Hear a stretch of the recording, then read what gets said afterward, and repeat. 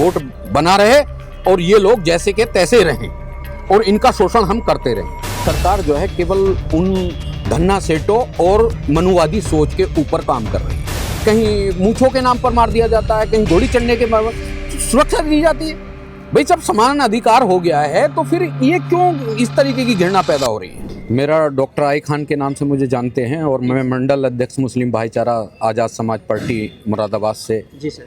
जी sir क्या कहना चाहते हो यूजीसी को लेकर और ये प्रोटेस्ट को लेकर?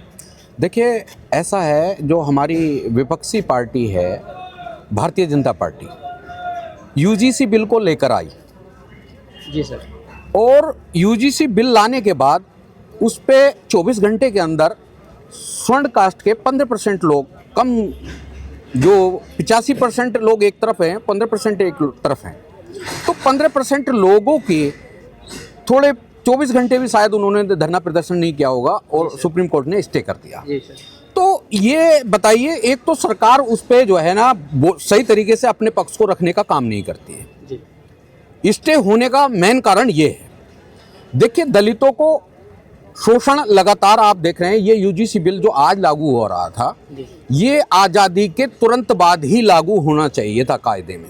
इतनी देर हुई, लगातार न जाने कितने बच्चों का शोषण हुआ। 1956 में तो आ गया जी, उसका गठन हो गया, लेकिन इसको लागू तो नहीं किया गया। गठन हो गया था, लेकिन कोई भी सरकार आई, उन्होंने ये सोचा जिस तरीके से दलितों का लगातार शोषण हो रहा है, उनके बच्चों का शोषण हो रहा है, वो होता रहे। उन्हें कोई मतलब नहीं था, उन्हें वोटों से मतलब था। केवल वोट, हमारा वोट बना रहे और ये लोग जैसे के तैसे रहें और इनका शोषण हम करते रहें। जी सर।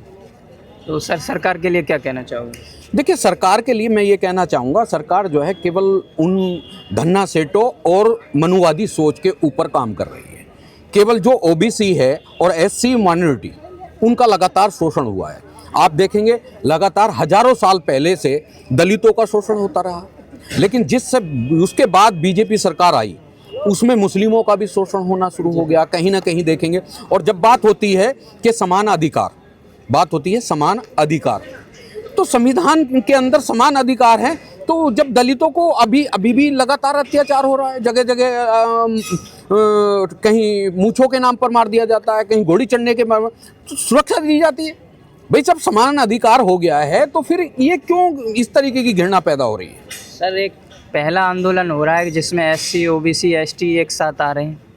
देखिए ये आंदोलन यूँ हो रहा है, जब शिक्षा का ग्राफ बढ़ेगा, लोग अपने हक अधिकारों की लड़ाई लड़ने को समझेंगे।